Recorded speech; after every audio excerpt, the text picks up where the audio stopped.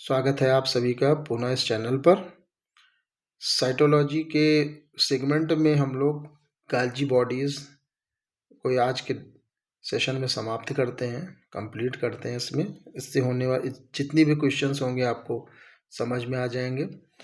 इसको शॉर्ट तरीके से जल्दी से कंप्लीट किया जाए।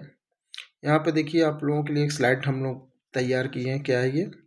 गाल्जी काय यानी गाल्जी बॉडी। गाल्जी काय की खोज सर्वप्रथम 1898 में कैमिलो गाल्जी ने की थी। इसे लाइपोकॉन्ड्रिया भी कहते हैं।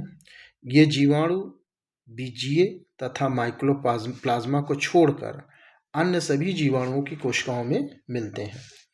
पौधों में गाल्जी काय को हम डिक्टियोसोम भी बोलते हैं। ठीक है ना, इंपॉर्टेंट है, बहुत ही शार्ट है। इससे सारे क्वेश्चंस आपके बन रहे हैं, 1 2 3 4। ये नेक्स्ट इनके कार्य देख लेते हैं। कार्य: अनेक प्रकार के एंजाइम्स तथा पॉलीसैकेराइड इसमें पाए जाते हैं। विभिन्न पदार्थ का श्रावण करना गाल्जी काय का ही मुख्य कार्य है। क्या करता है? बहुत सारे जो इसके अंदर सेक्रेटरी होते हैं, ये छोटे छोटे देखो पैकेट्स बना बना के भेजता है। और इसका पैकेट्स का बहुत सारा काम है। ये पर मेम्ब्रेन, जो प्लाज्मा मेम्ब्रेन ना, ये सारी चीज़ें ये जाके प्लाज्मा मेम्ब्रेन का भी निर्माण कर देता है। ठीक है ना। इसके अंदर बहुत सिक्रेटरी पदार्थ भी होते हैं जो एंजाइम्स की तरह होते हैं। सबका जहाँ जहाँ जरूरत होता है वो भेजा जाता है। ठीक है। ये शुक्राणु के अग्रपिंडकों का निर्माण में सहायक होते हैं। देखो, ये क्वेश्चन पूछा जाता है कि स्पर्म का जो अगला आगे वाला भाग है, स्पर्म का ये आगे वाला भाग, और बाकी ये टेल होता है, तो ये आगे वाला भाग क्या है, इसमें कौन सा चीज़ ज़्यादा रहता है? तो ये गोल्जी बॉडी है।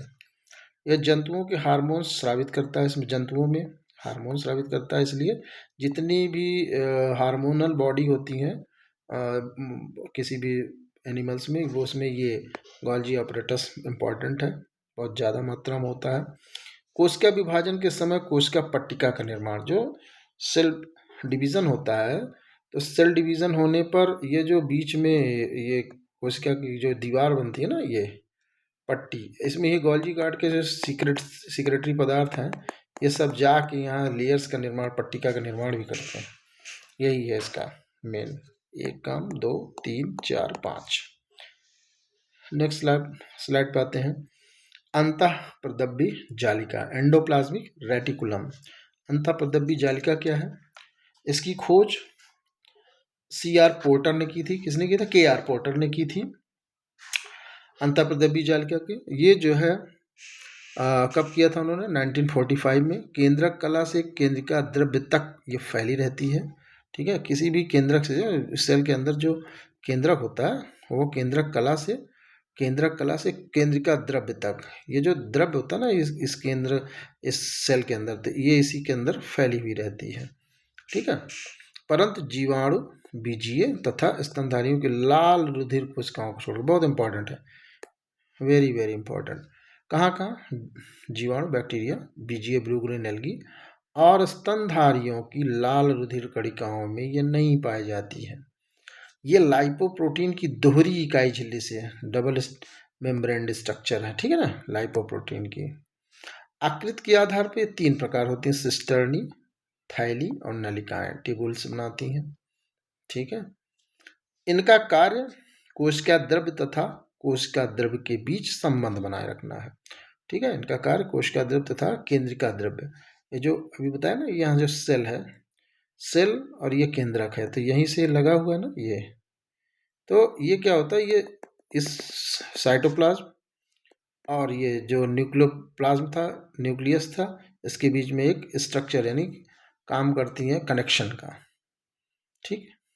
ER राइबोसोम की उपस्थिति के आधार पर EPR, एंडोप्लाज्मिक रेटिकुलम, 2 प्रकार का होता है। पहला सपाट, इसे स्मूथ एंडोप्लाज्मिक रेटिकुलम कहा जाता है, यह प्रोटीन संश्लेषण में भाग नहीं लेंगी। दूसरा क्या आता है? कणिका में अंतःप्रदब्बी जालिका, जिसे रफ एंडोप्लाज्मिक रेटिकुलम कहा जाता है, ये प्रोटीन संश्लेषण में भाग लेती है। अब इसका कार्य देख लेते हैं।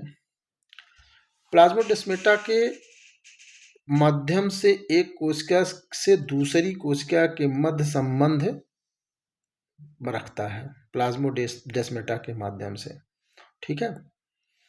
यह कोशिका में कंकाल की तरह कार्य करता है।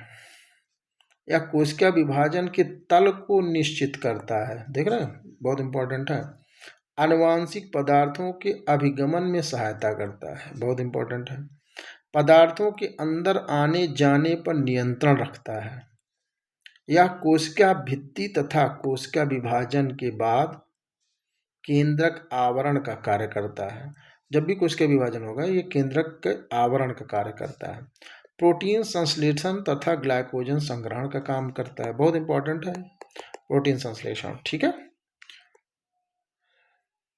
प्लाज्मोडेस्माटा के माध्यम से एक कोशिका से दूसरी कोशिका के मध्य संबंध रखने में सहायता करेगा।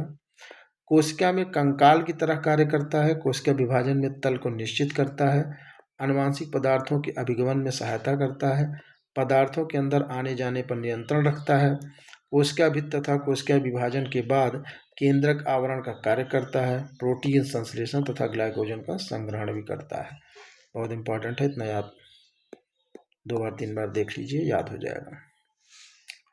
चलिए इसके आगे हम नेक्स्ट सेगमेंट कंप्लीट करते रहेंगे। तब तक इस वीडियोस को लाइक, शेयर, सब्सक्राइब जरूर करिए। धन्यवाद।